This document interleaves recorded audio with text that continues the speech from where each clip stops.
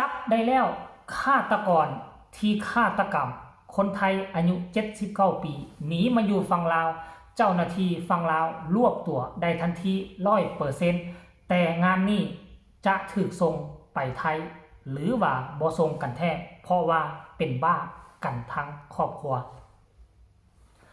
ทักทายสบายดี FC แฟนคลับทุกทานกันแล้วกันทั้งพี่น้องฝั่งลาวพี่น้องฝั่งไทยผู้ที่ติดตามข่าวข้อมูลข่าวสารตัวนี้เส้นเดียวกันเนาะข่าวสารระทึกขวัญทั้งสองแผ่นดินบ่คิดบ่ฝันว่ามือดีขึ้นดีคนลาวเฮาจะกลายเป็นคนแบบนี้ปกติคนลาวเฮาอยู่แบบเสงี่ยมเคียมคมจะเฮ็ดอีหยังก็บ่ค่อยกล้าเฮ็ดคือต่างชาติเขาจะเป็นคนค่อนข้างว่าเจียมตัวเจียมตนแต่ว่าโลกทุกมื้อนี้มันโลก2026 2020สิเข้า2027มานี่แล้วทุกสิ่งทุกอย่างมันเปลี่ยนไปมีสื่อสังคมออนไลน์มีหนังมีเกมมีโทรศัพท์ให้เฮาลิ้นเฮาก็จะเสพสื่อเสพข่าวจากต่างประเทศจากคนปกติเป็นคนที่ขี้ย่านก็จะกลายเป็นคนใจปูดใจโกโมโหโทสะง่ายเพราะมันมีแบบอย่างให้เบิ่งแล้วเรื่องราวที่เกิดขึ้นท่านผู้ชมนับตั้งแต่ประมาณวันที่20น่าจะลงมือวันที่21เดินทางข้ามด่านเนาะทั้งฝั่งไทยก็บ่ยอมแพ้เจ้าหน้าที่ฝั่งไทยก็ระดมพละกำลังติดต่อประสานงานกับเจ้าหน้าที่ฝั่งลาวแล้วนักข่าวท้องฝั่งไทยก็ข้ามด่านมาเฮ็ดข่าวไปเฝ้าอยู่ที่บ้านเกิดเมืองนอนของผู้หญิงคนนี้ทั้งที่มันเป็นพื้นแผ่นดินลาวแต่บ่เห็นนักข่าวลาวเฮา acting ส่วนใหญ่คนที่เฮ็ดคลิปเฮ็ดข่าวแม่นแต่ยูทูบเบอร์กับผู้ใช้ทาง Facebook YouTube ช่องลาวเฮาบ่เฮ็ดข่าวเกี่ยวกับเรื่องนี้แทนที่จะลงไปบ้านดังกล่าวไปติดตามเบิ่งนั้นมิดเงียบท่านผู้ชม FC แฟนคลับแต่ว่าต้องชมเชยนี่นักข่าวไทยถือว่าสุดยอดหลายเนาะเฮ็ดได้ดีพอสมควรแล้วก็ต้องชมเชยทั้งเจ้าหน้าที่บ้านเฮาเข้าไปรวบตัวเอาไว้ทันเนาะแต่บัดนี้หลายคนก็สับสนสรุปบัวหรือว่าจูมเป็นผู้ลงมือกระทำตอนเฮาได้ยินข่าวใหม่ๆเนาะข้าเจ้าก็บอกว่าซื้อบัวฆาตกรคือบัวว่าซั่นเด้บาดเจ้าหน้าที่ตำรวจไปเบิ่งแล้วอ้าวไปเจอพาสปอร์ตมีทั้งหมดคือ 2-3 เล่มพุ่นน่ะอันเล่มนึงเป็นของคนซื้อบัวเล่มนึงของคนซื้อจูนหรือจูมนี่แหละเอาแล้วสรุปมันเป็นของไผแท้ไผเป็นแม่บ้านที่ดูแลครูเกษียณคนนี้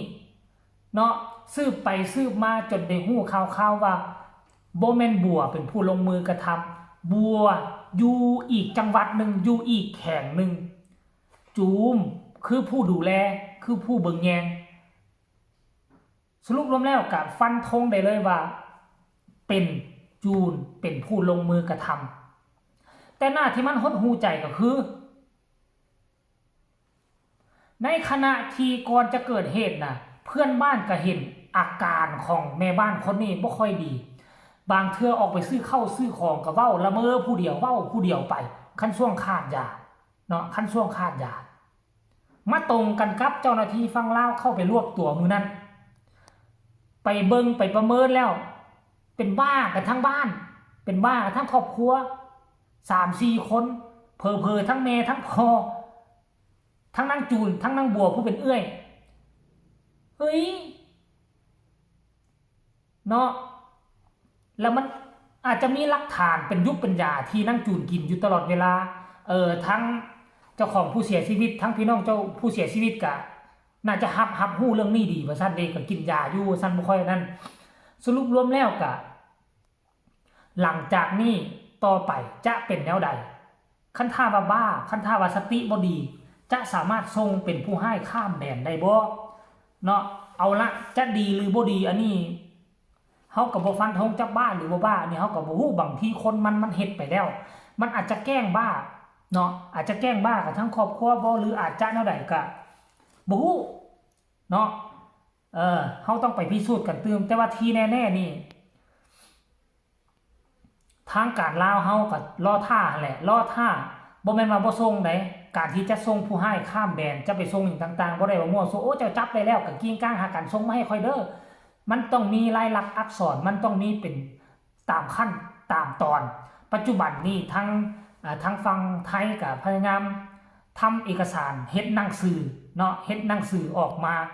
เพื่อจะให้ทั้งรัฐบาลส่งมาหาทั้งรัฐบาลลาวแล้วก็จึงส่งไปท้องถิ่นที่บ้านของแม่บ้านคนนี้อยู่แล้วก็จังจะทำขั้นตอนการส่งกลับไป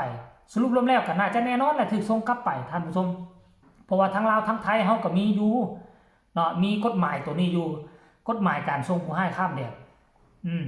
ก็มีคนไทยหลายคนเฮาอยู่ไปก่อเหตุแล้วกลับมาทางฝั่งนี้กลับมาทางฝั่งนี้ก็ถูกส่งตัวไปหลายคนต่อหลายคนแล้วรวมทั้งคนลาวคือกันก่อเหตุทั้งนี้ไปอยู่ทั้งนั้นก็ถูกส่งตัวกลับมาหลายคนเนาะหลายอีหลีต่างฝ่ายต่างช่วยเหลือซึ่งกันและกันอันว่าตามชื่อว่าสิให้ไปปกปิดโอ้มันเป็นคนลาวได้มันเข้ามาหาลาวแล้วเฮาปกปิดเอาไว้ซะปกปิดให้หยังคนบ่ดีขนาดนี้คันเฮาไปปกปิดฮู้ว่าเป็นคนแล้วนี่แล้วคันขาดยาละอันนั้นแล้วเดี๋ยวมือดีขึ้นดีมันบ่ได้กินยามันไปรอทำให้คนอื่นอยู่ฟังนี่ตื่มกลายเป็นฆาตกรรมหมู่จังได๋นึงเนาะเพราะฉะนั้นแล้วบ่ดีก็อย่าสุเก็บไว้ส่งไปให้เจ้าโลดเนาะก็แน่นอนต้องได้ส่งไปท่านผู้ชม FC แฟนคลับและหลายคนก็สงสัยหลายอย่างหลายประการท่านผู้ชมบางคนก็เนาะไปสงสัยว่า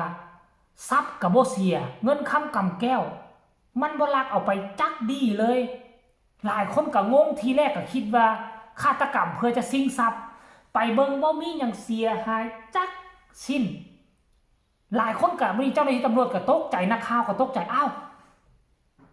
มันเอาเงินเอาค้ำไปติบ่เอาเครื่องของไปเอาแล้วมันเฮ็ดไปเพื่อหยังบ่เนี่ยมันก็เลยไปตรงใส่กับว่านางอันนี้กินยา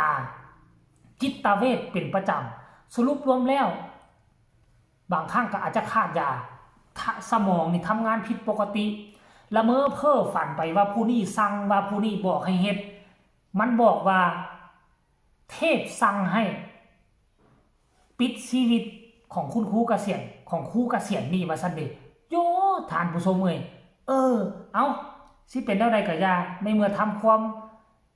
ซัวขนาดนั้นแล้วจะบ้าหรือบ่บ้าก็ต้องถูกดำเนินคดีตามกฎหมายหั่นละท่านผู้ชม FC แฟนคลับเนาะพี่น้องทางลาวพี่น้องทางไทย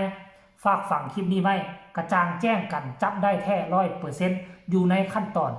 เนาะเอกสารที่จะส่งตัวกลับคืนไปนั่นเองฝากกดไลค์กดแชร์กดติดตามเนาะมารอท่าเบิ่งคันท่าว่าส่งกลับไปแล้วทางไทยเพิ่นจะเฮ็ดแนวใดเนาะจะเอาขึ้นลงขึ้นศาลจะถูกติดคุกติดตารางจักปีต้องให้กดไลค์กดแชร์กดติดตามช่องนี้เอาไว้ให้ดีก็แล้วกันพอกันไหมในคลิปหน้า